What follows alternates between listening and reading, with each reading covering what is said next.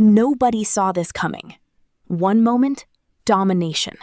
Next moment, shock. On WWE NXT, powerhouse Nikkita Lyons looked unstoppable.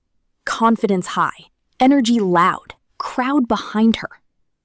Then, a new name appeared. Lizzy Rain. No hype, no warning, just presence. At first, it felt like a routine moment. Lyons in control, strong strikes, big aura. But Lizzy? Calm, watching, waiting. Every move felt calculated. Every second, building pressure. The crowd started to feel it. Something was about to flip. And then, boom!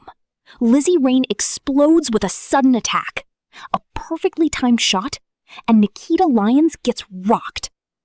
The arena goes silent, then erupts.